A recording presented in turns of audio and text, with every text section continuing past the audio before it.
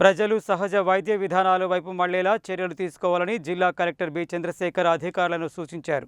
ప్రజలకు మెరుగైన వైద్య సేవలు అందించడం ప్రభుత్వ ప్రధాన లక్ష్యమని పేర్కొన్నారు. ప్రజాపాలన ప్రగతి ప్రణాళిక 99 రోజుల కార్యాచరణ ప్రణాళికలో భాగంగా శుక్రవారం ఆయన ప్రభుత్వ కేంద్ర ఆసుపత్రిలో నిర్వహించిన హోమియోపతి డే సందర్భంగా ప్రభుత్వ ఆయుర్వేద, యునానీ, హోమియోపతి విభాగాల ఆధ్వర్యంలో ఏర్పాటు చేసిన ఉచిత వైద్య శిబిరాన్ని ప్రారంభించారు.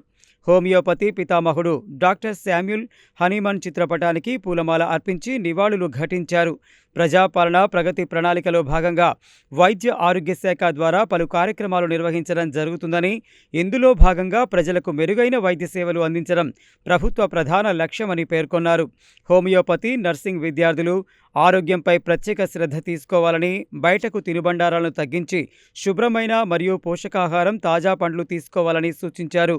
నర్సింగ్ విద్యార్థులు ఆరోగ్యంగా ఉంటేనే ఇతరులకు సేవ చేయగలుగుతారని, వైద్య వృత్తిలో ఉన్నవారు ఆరోగ్యంగా ఉండడం అత్యంత అవసరమని తెలిపారు.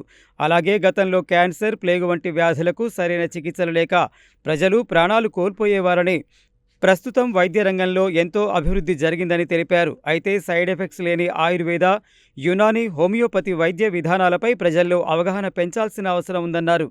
విద్యార్థులు నిత్యం వ్యాయామం, యోగా, జిమ్ వంటి ఆరోగ్యకరమైన అలవాట్లు అలవర్చుకోవాలని సూచించారు. కార్యక్రమం అనంతరం జిల్లా కలెక్టర్ ఉచిత వైద్య శిబిరాన్ని సందర్శించి వైద్య శిబిరం ద్వారా అందిస్తున్న సేవలను పరిశీలించారు. ఈ కార్యక్రమంలో జిల్లా వైద్య అధికారి పుట్ల శ్రీనివాస్, డిప్యూటీ డిఎంహెచ్ఓ వేణుగోపాల్ రెడ్డి, యునానీ వైద్య అధికారి doctor Mubeen Parveen, program incharge Suhasini, deputy superintendent Ganesh తదితరులు హాజరయ్యారు.